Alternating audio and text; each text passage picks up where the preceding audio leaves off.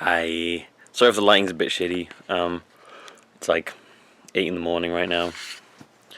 And so I just watched for the first time ever Rambo First Blood. Or it's just called First Blood. It's not even called Rambo, the film. It's just Rambo First Blood. It's the very first Rambo film. And you might think, what? Dude, that came out in like the 80s. What? Why are you making this now? Well, I'd never seen it. I'd seen Rambo 2. I've seen Rambo 3. I've seen the new Rambo and stuff like that. I've never seen the original. I've seen the others on like TV and stuff like that. And my memory of them, although I haven't seen them in a while, my memory of them is that they're just pure action films and stuff like that, and there's not really much going on in them. Well, that's not right. They're good films. They're good films. They're good action films. Easy to watch. Sit down and watch them. These are my memories of them. This not to say that's exactly how they were, but my memories of them is that they're just action films.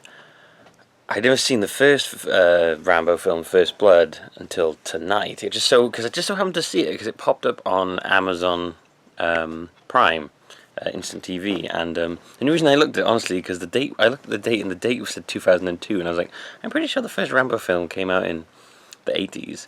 And anyway, somehow I ended up watching it. I just sat down, and I was lying down in bed watching it, and that film surprised me. I was not expecting.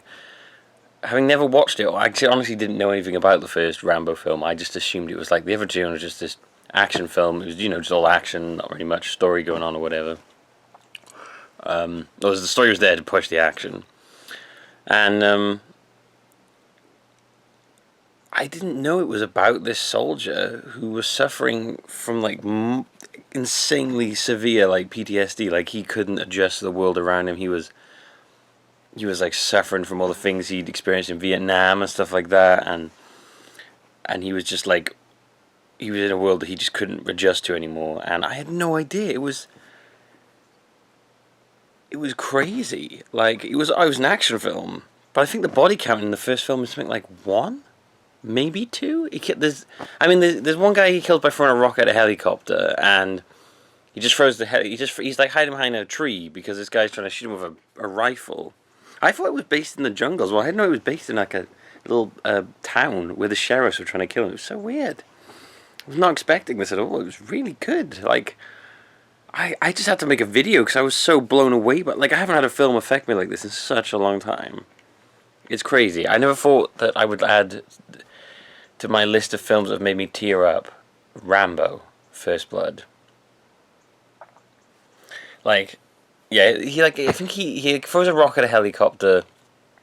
This guy's leaning out of the helicopter's like really close to him, and he like throws a rock at the screen, and the guy happens to like fall out, and he falls into some rocks. And there's a part where he drives a police car off the road. I'm assuming the people in that die. I mean, it didn't show him dying. As far as I know, there's only one confirmed kill in that. He actually doesn't really kill anyone in that. He does a lot of damage. He blows up a lot of stuff, but it's all sort of him. Like, basically, it's all he goes to this town, and the sheriffs there mistreat him when they take him into custody. They find him suspicious. And he starts getting these like flashbacks to Vietnam being tortured and stuff like that, and it freaks him out. And he like beats the shit out of the police and runs out the building and stuff like that, and goes up into the forest, into the woods, where he starts going into like survival mode, sets up traps, and they go hunt him, and then the traps like take them down. But it doesn't kill them, it like incapacitates them and stuff like that. And then like the whole town goes crazy and all this, and like more and more people are coming in, and the more different police forces are coming in and stuff like that. And everyone in that film is a giant dick to him. Basically, everyone in that film deserved to be beaten up by him. It was so weird. And at the time I was watching it all, and I was like, this is a surprisingly compelling film, but it didn't really hit me until the end. Wow, the scene if you've never seen it, go watch it now. You have, and you've seen it, and it hit you the way I had. Just wow, I haven't had a film hit me like that so powerfully in such a long time. The scene at the end in the police station, I'm almost tearing up thinking about it. Where his like commander comes in, and he's like, you create a battle zone here. You can't handle life outside, and you realize that this whole thing is going on because John Rambo, he can't handle living in the real world, and he's like created this whole he started this like battle zone in this little town because he can't adjust to real life, and then Sylvester Stallone, in probably what is the best acting I've ever seen him do. I've honestly never seen him act like that hard before. I was sitting there like, this is Sylvester Stallone making me tear up right now. And well, actually, a lot of that was based on The Commander, but we'll get to that. I can't remember who the actor was for that, but Sylvester Stallone, he's doing this, and Sylvester Stallone just like sinks to the floor, and he's like crying, he's bawling his eyes out, and he's just saying about how he was like, and he was saying how his friend was like blown to bits, and he was trying to pull all his bits together and find his legs, and then almost and he's like breaking down. He's like, I can't adjust this world, and I've come back from Vietnam, and I land in this air station, and people are spitting on me, telling me I'm a baby killer, and who were these people to say that to me? And out there, I was a commander, I had people with me, I could drive tanks and planes, and here I can't even hold down a job. And I was just sitting there like, wow. And like, he's on the floor, and he's like just gushing all these feelings, and the commander is standing there, who throughout the whole film has been incredibly stoic. It's shown that he's like the only friend that Rambo has anymore, like almost like family, and this commander who's been incredibly solid, stoic throughout the whole film, is sitting there listening to him, and he's like, oh my, I don't know who the actor was for that, but he was so good. Like, I think that was one of the reasons that I was tearing up, because of the guy who played the commander. Like, he's standing there, this stoic commander, and he's just like, and you can see like tears in his eyes and stuff like that, and he's all, oh my god, I'm thinking about it now, I'm tearing up, and you can just see these like tears in his eyes, and he's like trying to hold it together, and then like at the end they give him he like sort of, Rambo's like just sort of hugs him, and he's crying into him, and I was just like, dude, this is insane. I was sitting there just like,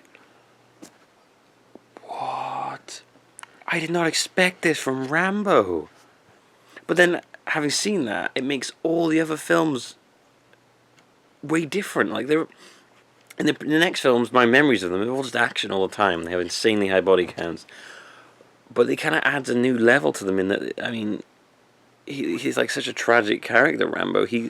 In those films at that point, you know, there's nothing left. He goes to jail, and he gets taken out of jail to kill a bunch of people. I can't remember why, but like, it kind of makes sense why he's just killing everybody in those films. It almost adds like another layer to it, and I need to go back and rewatch those with the character of who I now know the character of Rambo is. I was amazed. I was absolutely amazed by that film. Like, I was honestly amazed by how good Sylvester Stallone was in it as well. He was very easy to understand as well. Maybe not when he was crying, but that was kind of the point. But yeah, seeing character like that in tears. If you haven't seen it, watch it. And if that ending scene in the police station does not like move you in some way, you are made of stone. It was crazy. I can't believe how strong that hit me though. It's gone up on the list of films that have brought me to tears. Green Mile was another one. That's insanely sad. I'm trying to think of other ones. I like that. It's weird. Isn't it weird that I like that? I like a film that can evoke something that's such a powerful... Oh, Interstellar. When he gets back from the planet with the big waves and stuff like that, and you see all the time has passed. When he's watching all the videos, I teared up there. That got me pretty hard.